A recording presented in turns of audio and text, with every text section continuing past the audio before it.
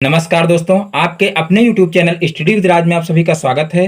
दोस्तों, आज का वीडियो आप लोगों के लिए बहुत ही खास होने वाला है, क्योंकि इसमें हम आप लोगों को वृत्त से संबंधित कुछ इंपॉर्टेंट क्वेश्चंस बताऊंगा, जो कि परीक्षा की दृष्टि से बहुत ही महत्वपूर्ण है। तो इसके लिए मेरे वीडियो को इन तक देखिए, और ये वीडियो पसंद आए तो वीडियो को लाइक करें, और ये चैनल पर नए हैं तो चैनल को सब्सक्राइब करें। तो चलिए देखते हैं आज का पहला क्वेश्चन। तो देखिए, आज का पहला क्वेश्चन है, उस वृत्त की परिधि ज्ञात कीजिए। उस वृत्त की परिधि ज्ञात कीजिए जिसकी त्रिज्या 21 सेंटीमीटर है। तो देखिए, यहाँ पर वृत्त की परिधि ज्ञात करना है और त्रिज्या दी हुई है, तो यहाँ पर वृत्त की परिधि का फार्मूला लगा देंगे। तो देखिए, वृत्त की परिधि का फार्मूला क्या होता है, यहाँ पर देखिए सबसे पहले लिख लेते हैं, वृत्त की परिधि बराबर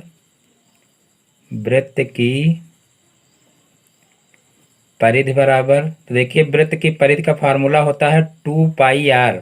तो यहाँ पर 2πr लिख लेंगे। उसके बाद यहाँ पर पाई का मान होता है, देखिए 22/7। तो यहाँ पर पाई की जगह पर 22/7 लिख लेंगे, और उसके बाद फिर आर जो त्रिज्या है उसका मान लिख लेंगे। तो यहाँ पर आर की जगह पर 21 हो जाएगा। अब यहाँ पर देखिए 7 से इसको कैंसिल कर लेंगे, यहाँ पर 7 एकम 7 हो जाएगा, और 7 त्रिक 21 हो जाएगा। अब यहाँ पर देखिए 3 का 2 से गुणा करेंगे तो 3 दूना 6 हो जाएगा, और 6 का 22 से गुणा करेंगे तो देखिए 6 दूनी 12, 12 का 2 हो जाएगा, और 6 दूनी 12 एक 13। तो यहाँ पर देखिए 132 आ जाएगा। और वृत्त की परिधि हमको निकालनी थी, तो यहाँ पर वृत्त की परिधि आ गई है 132 सेंटीमीटर। तो यही हमारा आंसर हो जाएगा। तो इस प्रकार से बहुत ही आसानी से इस टाइप के क्वेश्चन किए जा सकते हैं। यहाँ पर देखिए, सिर्फ आपको वृत्त की परिधि का फार्मूला आपको पता होना चाहिए, और पाई का मान पता होना चाहिए। ये दो चीज़ें आपको रटी होनी चाहिए। वृत्त की परिधि का फार्मूला 2πr होता है, और वृत्त का क्षेत्रफल, जब वृत्त का क्षेत्रफल निकालना हो तो वृत्त के क्षेत्रफल का फार्मूला होता है πr²। ये आप लोगों को विशेष रूप से ध्यान रखना है, और पाई का मान हर जगह पर 22/7 ही रखा जाता है। फिर देखते हैं नेक्स्ट क्वेश्चन। तो यहाँ पर देखिए नेक्स्ट क्वेश्चन है, दौड़ के लिए वृत्ताकार ट्रैक यानी कि रास्ता ऐसा बनवाना है कि एक चक्कर में 110 मीटर की दौड़ पूरी हो जाए। इस ट्रैक का व्यास कितना होगा। तो देखिए, यहाँ पर जो है एक वृत्ताकार ट्रैक यानी कि रास्ता बनवाना है, और एक चक्कर में 110 मीटर की दौड़ पूरी हो जाए, इस हिसाब से उसको बनवाना है। तो इस ट्रैक का व्यास ज्ञात करना है। तो सबसे पहले तो आपको पता होना चाहिए कि व्यास क्या होता है। कुछ लोगों को हो सकता है ये भी ना पता हो, तो सबसे पहले जान लेते हैं कि व्यास क्या होता है। तो यहाँ पर देखिए, रास्ता कुछ इस तरीके का होना चाहिए। देखिए, कहा गया है वृत्ताकार ट्रैक, यानी कि वृत्त के आकार का इस तरीके से होगा। देखिए, यहाँ पर वृत्ताकार ट्रैक का मतलब इस तरीके से वृत्त के आकार का होगा। और फिर जो है यहाँ पर कहा गया है, वृत्ताकार ट्रैक ऐसा बनवाना है कि एक चक्कर में 110 मीटर की दौड़ पूरी हो जाए। यानी कि अगर इसको एक चक्कर जो है लगाया जाएगा इसका, तो कितना दूरी तय होगी। तो यहाँ पर देखिए 110 मीटर की दौड़ पूरी हो जाएगी। यानी कि इसकी क्या दी हुई है, यहाँ क्वेश्चन से सीधा सा स्पष्ट हो रहा है कि यहाँ पर वृत्त की परिधि दी हुई है। तो यहाँ पर हम स्पष्ट रूप से लिख सकते हैं, वृत्त की परिधि बराबर दिया हुआ है कितना, 110 मीटर। ऐसे सीधे तरीके से लिख सकते हैं, क्योंकि यहाँ पर देखिए परिधि इसकी दी हुई है। एक चक्कर लगाने का मतलब क्या हुआ कि वृत्त की परिधि दी हुई है। अब इस परिधि की सहायता से हम क्या करेंगे, यहाँ पर जो है वृत्त की परिधि का फार्मूला लगाएंगे, और उसकी सहायता से त्रिज्या निकाल लेंगे। और त्रिज्या निकालने के बाद जो है त्रिज्या का 2 गुना कर देंगे, तो हमारा व्यास निकल आएगा। तो यहाँ पर देखिए त्रिज्या और व्यास होता क्या है। तो यहाँ पर देखिए, एक होता है केंद्र बिंदु, यानी कि जब हम गोला बनाते हैं तो जहाँ पर प्रकार के नोक रखते हैं वहाँ पर वो केंद्र बिंदु होता है। अब इस केंद्र बिंदु से परिधि तक की एक तरफ की दूरी, यहाँ पर देखिए केंद्र बिंदु से परिधि तक की एक तरफ की दूरी क्या कहलाती है, त्रिज्या कहलाती है। इसे आर से प्रदर्शित करते हैं, क्योंकि इसको रेडियस बोलते हैं, इसीलिए इसको स्मॉल आर से प्रदर्शित करते हैं। कैपिटल आर भी नहीं लिखते हैं, स्मॉल आर लिखते हैं। और जब जो है इसको इधर भी इस तरीके से परिधि तक मिला दें, यानी कि जब त्रिज्या का 2 गुना कर दें तो यहाँ पर जो ये बनेगा, यानी कि यहाँ इस परिधि से दूसरी तरफ परिधि तक मिला दें इसको, और ये जो रेखा है ये केंद्र बिंदु से जा रही हो तो यहाँ पर इसको क्या बोलेंगे, व्यास बोलेंगे, और व्यास को जो है डी से प्रदर्शित करते हैं। तो इस प्रकार से जो ये है ये रेखा, इसको क्या बोलेंगे, इसको बोलेंगे व्यास, और यहाँ केंद्र बिंदु से एक तरफ की ये दूरी क्या बोलेंगे, इसको रेडियस यानी कि त्रिज्या बोलेंगे। तो व्यास को डी से प्रदर्शित करते हैं और त्रिज्या को आर से प्रदर्शित करते हैं। तो इस प्रकार से व्यास और त्रिज्या आप लोग समझ गए होंगे। अब यहाँ पर देखते हैं, देखिए वृत्त की परिधि का फार्मूला लगाते हैं। तो वृत्त की परिधि बराबर, वृत्त की परिधि बराबर, तो देखिए वृत्त की परिधि होती है 2 पाई आर। देखिए ऊपर अभी क्वेश्चन इसी टाइप का कर चुके हो, तो 2 पाई आर होता है। अब वृत्त की परिधि दी हुई है 110, और जो है 2 की जगह पर 2 लिख देंगे और पाई की जगह पर हो जाएगा 22/7, और यहाँ पर आर की जगह पर आर उतार लेंगे क्योंकि हमको जो है आर ज्ञात करना है। यानी कि जब हमको त्रिज्या पता हो जाएगी तो त्रिज्या का 2 गुना कर देंगे तो व्यास भी पता हो जाएगा। तो यहाँ पर देखिए जो है जितनी भी ये संख्याएं हैं इनको क्या करेंगे, इस तरफ ले आएंगे। तो यहाँ पर देखिए आर को एक तरफ कर लेंगे और ये संख्याएं इधर कर लेंगे। तो यहाँ पर देखिए जो संख्याएं बटे में है वो गुणे में चली जाएंगी और जो गुणे में है वो बटे में आ जाएंगी। तो यहाँ पर हो जाएगा 110, 7 देखिए बटे में है तो 7 गुणे में चला जाएगा, और ये दोनों संख्याएं गुणे में हैं तो ये नीचे बटे में चली जाएंगी। अब यहाँ पर देखिए इसको काटेंगे 11 से, तो देखिए 11 एक कम 11 और एक ये 0 है तो 0 हो जाएगा, ये 11 दूना 22 हो जाएगा। अब जो है इसको काटेंगे फिर 2 से, तो 2 एक कम 2 और 2 पंचे 10 हो जाएगा। अब यहाँ पर देखिए आर बराबर हो जाएगा 7 पछे 35, और यहाँ पर बटे में 2 है तो बटे में 2 लिख लेंगे। अब 35 का आधा करेंगे तो देखिए कितना हो जाएगा, तो यहाँ पर हो जाएगा 17.5।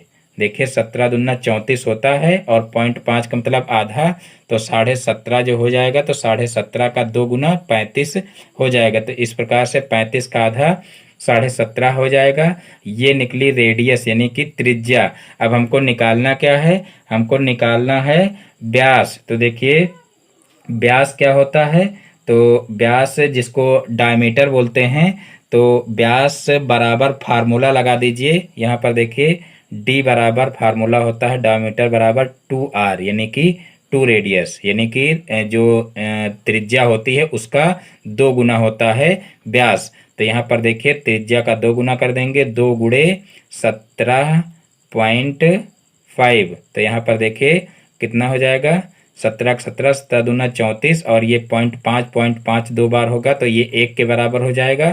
तो यहाँ पर देखिए कितना आ जाएगा, 35 आ जाएगा। तो इस प्रकार से जो है जो व्यास है वो कितना आ जाएगा, 35 मीटर, क्योंकि ऊपर जो है यहाँ पर परिधि मीटर में दी हुई थी तो यहाँ पर जो व्यास होगा वो भी मीटर में आएगा। तो यहाँ पर 35 मीटर हमारा आंसर आ जाएगा।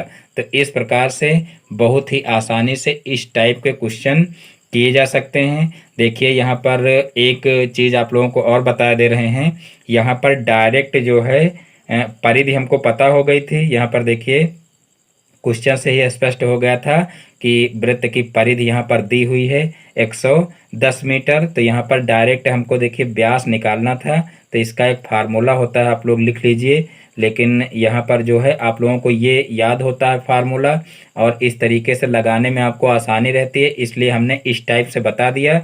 और बाकी यहाँ पर व्यास का डायरेक्ट फार्मूला होता है व्यास बराबर परिधि बटे पाई, व्यास बराबर परिधि बटे पाई। ये डायरेक्ट फार्मूला लगाते, इसकी सहायता से भी जो है डायरेक्ट व्यास निकल आता, कोई प्रॉब्लम ना होती। देखिए यहाँ 22/7 मान रख देते और यहाँ पर जो है परिधि दी हुई थी 110 और डायरेक्ट जो है व्यास का मान निकल आता है। यहाँ पर सबसे पहले हमको रेडियस यानी कि त्रिज्या निकालनी पड़ी, उसके बाद उसका 2 गुना किए हैं तब जा करके व्यास निकला है, और यहाँ से व्यास डायरेक्ट निकल आता।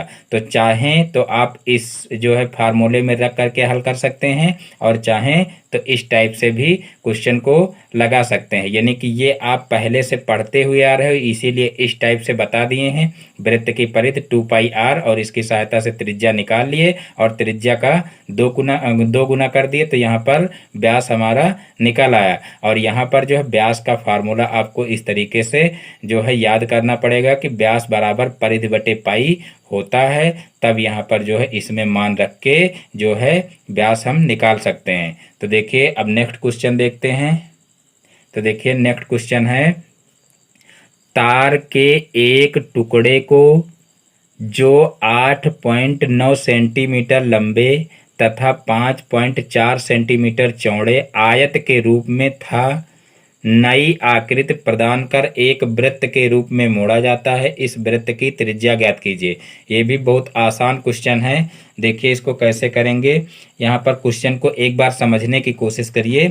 तार के एक टुकड़े को जो 8.9 सेंटीमीटर लंबे तथा 5.4 सेंटीमीटर चौड़े आयत के रूप में था। तो देखिए आयत का मतलब क्या होता है, जिसकी आमने सामने की भुजाएं बराबर हों और प्रत्येक कोण 90 डिग्री का हो, ये होता है आयत। जैसे इस रूप में बना हो तो इसको क्या बोलेंगे, आयत बोलेंगे। यहाँ पर कहा गया है आयत जो है कितना लंबा, 8.9 सेंटीमीटर लंबे तथा 5.4 सेंटीमीटर, तो ये हो जाएगा 5.4 सेंटीमीटर चौड़े आयत के रूप में था। नई आकृति प्रदान कर एक वृत्त के रूप में मोड़ा जाता है। तो यहाँ पर देखिए एक नई आकृति उसको प्रदान कर दी गई है, यानी कि जब ये तार है तो तार को मोड़ करके गोल भी किया जा सकता है। तो यहाँ पर इस तरीके से उसको जो है गोल कर दिया गया है। तो जब गोल किया गया है तो देखिए आगे आयत के रूप में था और नई आकृति प्रदान कर एक वृत्त के रूप में मोड़ा जाता है। तो इस वृत्त की त्रिज्या ज्ञात कीजिए। तो हमको क्या करना है, इस वृत्त की ये त्रिज्या यानी कि रेडियस हमको ज्ञात करनी है। तो यहाँ पर देखिए सबसे पहले हम क्या करेंगे, यहाँ पर देख लीजिए। तो देखिए यहाँ पर हम सबसे पहले तार की लंबाई निकाल लेंगे। तो देखिए यहाँ पर लैंग्वेज में लिख लेंगे तार की लंबाई बराबर, तार की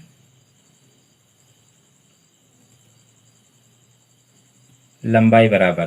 तो देखिए तार की लंबाई बराबर क्या हो जाएगा, देखिए तार ये है तो इसकी जब हम लंबाई पूरी निकालेंगे तो ये क्या होगी, ये आयत का परिमाप होगा। तो चाहे हम कहें तार की लंबाई निकालेंगे और चाहे कहें कि आयत का परिमाप निकालेंगे, तो यहाँ पर तार की लंबाई बराबर आयत का परिमाप भी लिख सकते हैं। तो इस प्रकार से यहाँ पर लिख लेंगे तार की लंबाई बराबर आयत का परिमाप, आयत का परिमाप।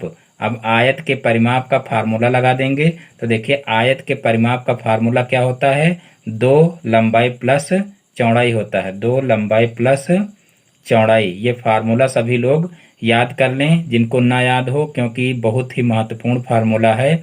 आयत का परिमाप बराबर क्या होता है, 2 लंबाई प्लस चौड़ाई, यानी कि 2 आगे गुणे में होता है और ब्रैकेट में होता है लंबाई प्लस चौड़ाई। आयत का क्षेत्रफल क्या होता है, लंबाई गुणे चौड़ाई होता है। वर्ग का परिमाप क्या होता है, वर्ग का परिमाप होता है भुजा गुणे 4। ये याद रखना, यानी कि चारों भुजाएं बराबर होती हैं तो 4 से जो है एक भुजा का गुणा कर दो तो जो है वर्ग का परिमाप निकल आता है। और वर्ग का क्षेत्रफल क्या होता है, भुजा स्क्वायर। तो इस प्रकार से वर्ग और आयत के सूत्र जो हैं वो आप लोग क्लियर कर लेना। तो यहाँ पर देखिए आयत का परिमाप हमको जो है निकालना है। तो यहाँ पर आयत के परिमाप का फार्मूला क्या हो जाएगा, 2 लंबाई प्लस चौड़ाई। अब देखिए 2 आगे रखेंगे और लंबाई देखिए कितनी दी हुई है, यहाँ पर 8.9 दी हुई है और चौड़ाई कितनी दी हुई है, 5.4। अब देखिए यहाँ पर इसको जोड़ देंगे तो देखिए 9 4 13 हो जाएगा, 13 का 3 हो जाएगा, फिर यहाँ पर 8 5 13 हो जाएगा और 13 1 14 हो जाएगा। तो यहाँ पर 14.3 यहाँ पर आ जाएगा। अब इसका जो है 2 से गुणा करेंगे तो देखिए कितना हो जाएगा, 2 तिहाई 6 हो जाएगा, फिर पॉइंट लगाएंगे, 2 चौको 8 हो जाएगा और 2 एकम 2 हो जाएगा, यानी कि 28.6 हो जाएगा। तो देखिए 28.6 ये तार की लंबाई निकली है, 28.6 सेंटीमीटर। और चाहे कह लीजिए कि इस आयत का परिमाप निकला है। अब इससे हमको क्लियर हो जाना चाहिए कि जब आयत का परिमाप निकाल आया है, या कह लीजिए तार की लंबाई निकाल आई है, और उसी तार से ये वृत्त बनाया गया है, तो यहाँ पर वृत्त की परिधि क्या होगी? वृत्त की परिधि भी यही होगी। ये यहाँ जो है आपको समझना है। तो यहाँ पर हम डायरेक्ट लिख सकते हैं, अतः वृत्त की परिधि, अतः वृत्त की परिधि बराबर कितनी हो जाएगी? वृत्त की परिधि बराबर कितनी हो जाएगी? 28.6 सेंटीमीटर।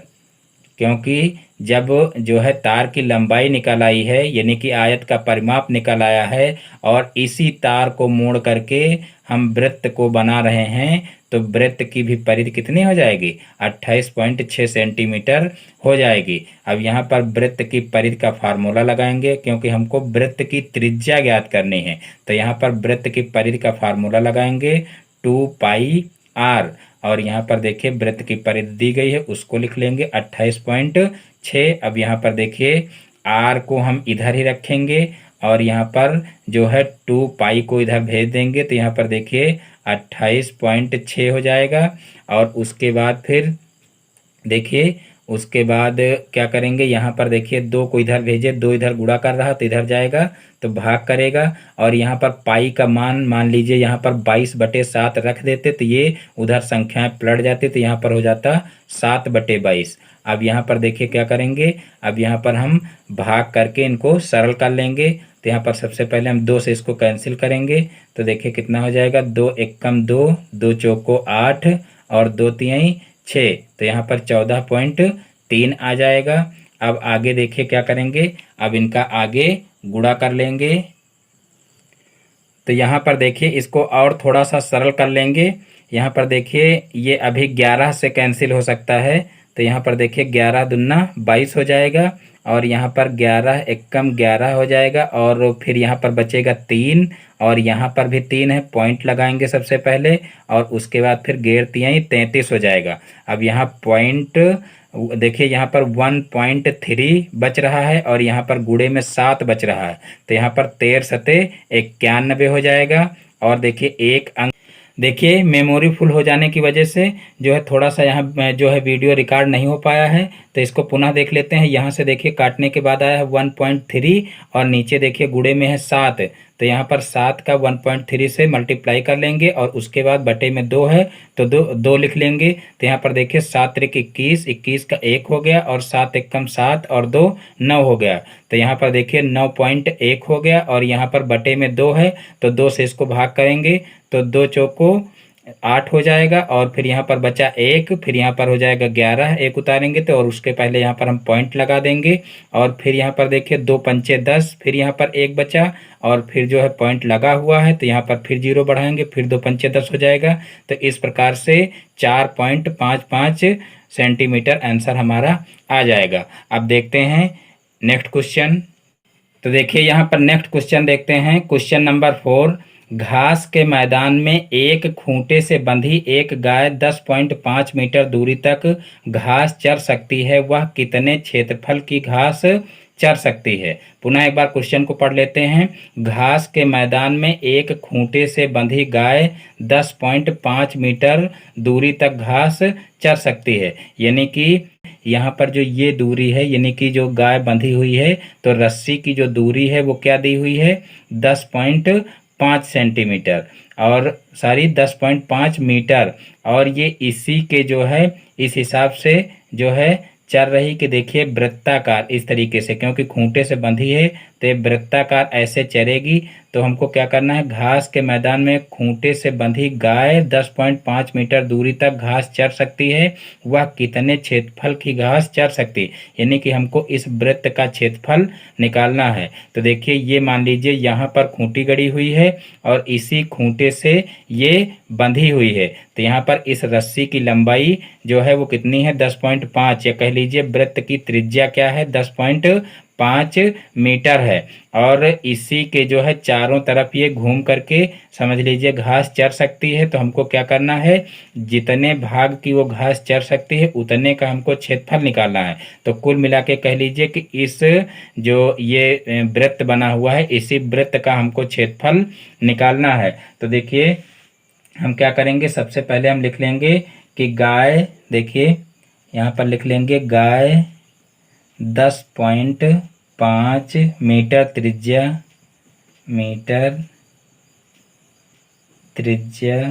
के वृत्ताकार क्षेत्र की घास चर सकेगी।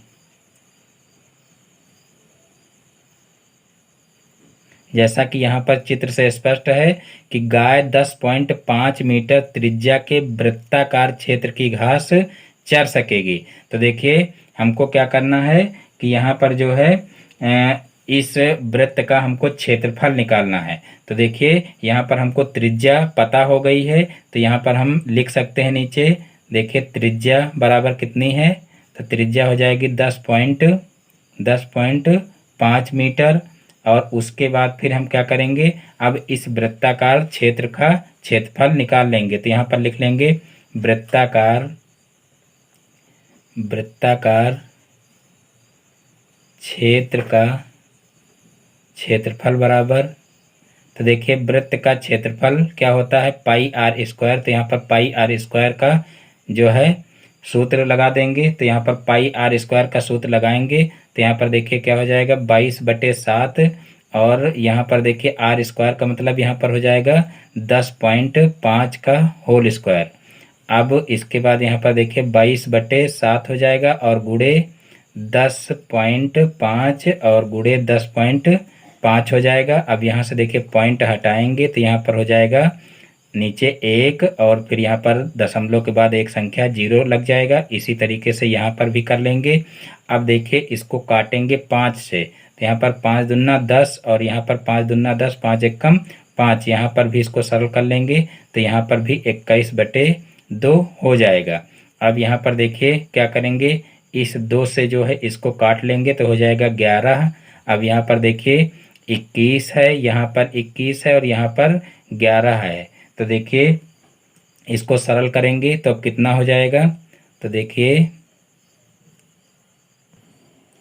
अभी यहाँ पर देखिए 7 बचा है, 7 से 21 भी कट सकता है तो इसको भी सरल कर लेंगे। 7 एकम 7 और 7 त्रिक 21 हो जाएगा। अब यहाँ पर देखिए गेर 33 हो जाएगा और गुणे में 21 हो जाएगा और बटे में 2 हो जाएगा। तो इसको अब हम जो है गुणा करके 2 से भाग कर लेंगे। तो यहाँ पर देखिए 21 तिहाई 63 होता है तो 63 का 3 हो जाएगा, फिर 21 तिहाई 63 और 63 और 6 कितना हो जाएगा, 63 6 69 हो जाएगा। तो यहाँ पर 693 आ जाएगा और 693 का 2 से भाग कर देंगे। तो देखिए 2 से भाग करेंगे तो कितना आएगा, तो देखिए 2 तिहाई 6 सबसे पहले हो जाएगा, उसके बाद फिर 2 चौको 8 हो जाएगा और फिर यहाँ पर बचा 1, यहाँ पर 13 हो जाएगा तो 2 छक्का 12 हो जाएगा। यहाँ पर 1 बचा, पॉइंट लगाएंगे 0 बढ़ाएंगे तो 2 पंचे 10 हो जाएगा। तो इस प्रकार से 346.5 हमारा आ जाएगा क्या, वृत्ताकार क्षेत्र का क्षेत्रफल। तो ये आएगा मीटर स्क्वायर में, क्योंकि यहाँ पर देखिए मीटर में जो है त्रिज्या दी हुई है तो क्षेत्रफल किस में आएगा, वर्ग मीटर में आएगा। तो हमको वृत्त का क्षेत्रफल ही निकालना था, या कह लीजिए कि जो घास, जितने भाग की घास वो गाय चरेगी उस भाग का हमको क्षेत्रफल निकालना था।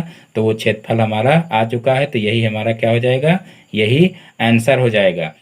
अब देखिए नेक्स्ट क्वेश्चन देखते हैं। तो देखिए नेक्स्ट क्वेश्चन है, एक वृत्ताकार मैदान की त्रिज्या 56 मीटर है। मैदान के बाहर चारों ओर 7 मीटर चौड़ी एक सड़क बनी है। सड़क का क्षेत्रफल ज्ञात कीजिए। एक वृत्ताकार मैदान की त्रिज्या, देखिए वृत्ताकार का मतलब इस तरीके से वृत्त के आकार का जो है एक मैदान इस तरीके से दिया गया है और इस मैदान के बाहर चारों ओर 7 मीटर चौड़ी सड़क बनी हुई है। तो देखिए यहाँ पर इस तरीके से समझ लीजिए चारों तरफ बनी हुई है। तो इस तरीके से वृत्ताकार एक सड़क बनी हुई है और ये वृत्त की त्रिज्या है, जो वृत्त दिया हुआ है इसकी त्रिज्या जो है वो कितनी दी हुई है, 56 मीटर दी हुई है। और जो ये सड़क बनी हुई है इसकी चौड़ाई कितनी दी हुई है, ये दी हुई है 7 मीटर। तो यहाँ पर देखिए ये हो जाएगी 7 मीटर। तो यहाँ पर देखिए अगर हम इसको इस तरीके से मिला दें तो देखिए ये यहाँ से यहाँ तक त्रिज्या हो जाएगी और फिर ये इतनी त्रिज्या और जुड़ जाएगी तो ये बड़ा वृत्त बन जाएगा। यानी कि ये अगर पूरी त्रिज्या ले ली जाए तो ये बड़े वृत्त की त्रिज्या हो जाएगी और ये छोटे वृत्त की त्रिज्या हो जाएगी। तो यहाँ पर हम क्या करेंगे, यहाँ पर सबसे पहले हम लिख लेंगे कि छोटे वृत्त की त्रिज्या बराबर, क्योंकि यहाँ पर देखिए दो वृत्त बन चुके हैं। तो यहाँ पर हम सबसे पहले लिख लेंगे कि छोटे वृत्त की त्रिज्या बराबर, छोटे वृत्त की त्रिज्या बराबर, छोटे वृत्त की त्रिज्या बराबर 56 मीटर, जो कि ऑलरेडी दिया हुआ है ऊपर। तो ये छोटा वृत्त हो जाएगा और इसकी त्रिज्या कितनी दी हुई है, 56 मीटर दी हुई है। और फिर यहाँ पर निकाल लेंगे बड़े वृत्त की त्रिज्या बराबर, बड़े वृत्त की त्रिज्या बराबर। तो देखिए बड़े वृत्त की त्रिज्या क्या हो जाएगी, तो 56 में 7 जुड़ जाएगा। तो 56 में 7 जुड़ेगा तो कितना हो जाएगा, हो जाएगा 63। तो यहाँ पर 63 मीटर हो जाएगा। अब हमको करना क्या है, अब हमको छोटे वृत्त का क्षेत्रफल निकालना है और बड़े वृत्त का क्षेत्रफल निकालना है। क्योंकि यहाँ पर देखिए हमको सड़क का क्षेत्रफल निकालना है, तो जब हम बड़े वृत्त का क्षेत्रफल निकालेंगे और छोटे वृत्त का क्षेत्रफल निकालेंगे, उसके बाद फिर बड़े वृत्त में से छोटे वृत्त के क्षेत्रफल को घटा देंगे, तो जो क्षेत्रफल बचेगा वो क्या होगा, इस सड़क का क्षेत्रफल हो जाएगा। तो यहाँ पर हम जो है अब क्या करेंगे, यहाँ पर देखिए त्रिज्याएं हमको पता चल गई हैं, तो इन त्रिज्याओं की सहायता से हम बड़े और छोटे दोनों वृत्तों का क्षेत्रफल निकाल लेंगे। तो देखिए सबसे पहले हम निकालेंगे यहाँ पर छोटे वृत्त का क्षेत्रफल। तो यहाँ पर देखिए लिख लेंगे फार्मूला, छोटे वृत्त का क्षेत्रफल बराबर, छोटे वृत्त का क्षेत्रफल बराबर, तो देखिए क्षेत्रफल का फार्मूला होता है पाई आर स्क्वायर।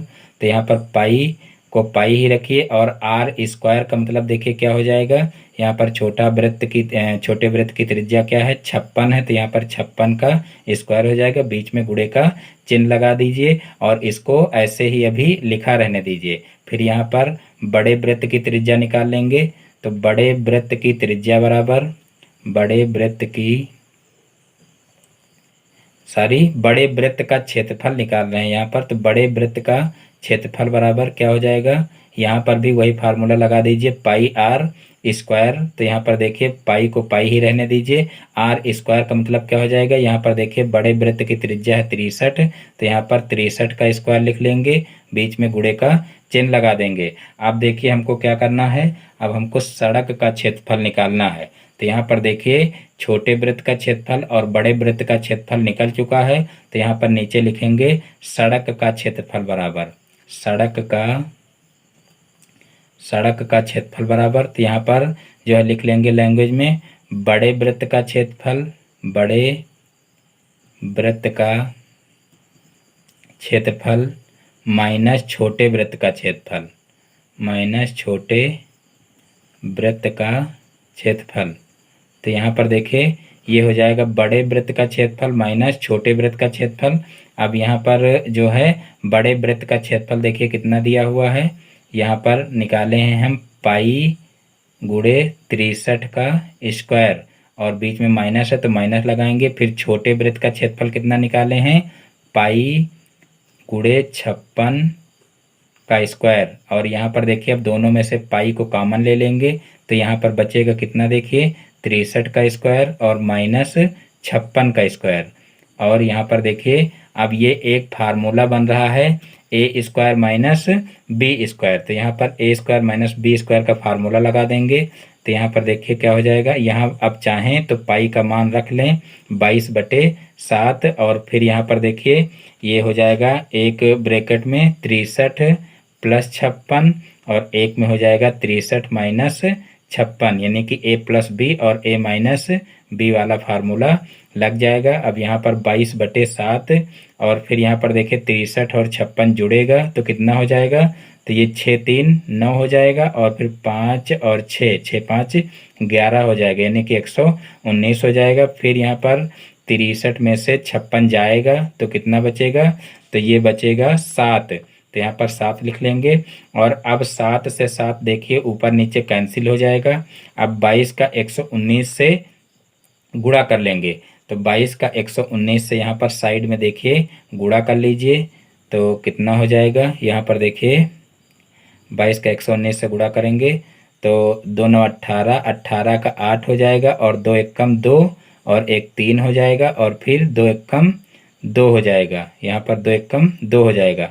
फिर यहाँ पर इधर क्रॉस लगा देंगे और उसके बाद फिर इस 2 का फिर गुणा करेंगे तो फिर यही संख्या आएंगी 8 3 2। अब इनका जो है क्या करेंगे, इनका योग कर लेंगे तो यहाँ हो जाएगा 8 और यहाँ पर 8 3 11, 11 का 1 और 3 2 5, 5 1 6 और उसके बाद फिर यहाँ हो जाएगा 2 यानी कि यहाँ पर आंसर आ जाएगा 2618। और देखिए सड़क का क्षेत्रफल था इसलिए हो जाएगा वर्ग मीटर में। तो इस प्रकार से बहुत ही आसानी से इस टाइप के क्वेश्चन हम कर सकते हैं। तो देखिए सड़क का क्षेत्रफल, बड़े वृत्त का क्षेत्रफल माइनस छोटे वृत्त का क्षेत्रफल करके यहाँ पर सड़क का क्षेत्रफल आ चुका है और कितना आया है 2618 वर्ग मीटर। तो देखिए मैं उम्मीद करता हूँ कि आज के जितने भी क्वेश्चन करवाए गए हैं सारे के सारे क्वेश्चन आप लोगों को बहुत ही अच्छे से समझ में आ गए होंगे। दोस्तों यदि हमारा वीडियो आप लोगों को पसंद आया हो तो वीडियो को लाइक करें और इस चैनल पर नए हैं तो चैनल को सब्सक्राइब करें और बेल आइकन को भी प्रेस कर लें जिससे हमारे आगे आने वाले वीडियो का नोटिफिकेशन आपके मोबाइल पर सबसे पहले पहुँचे। फिर मिलते हैं अपने नेक्स्ट वीडियो में एक नए टॉपिक के साथ में, तब तक के लिए जय हिंद जय भारत।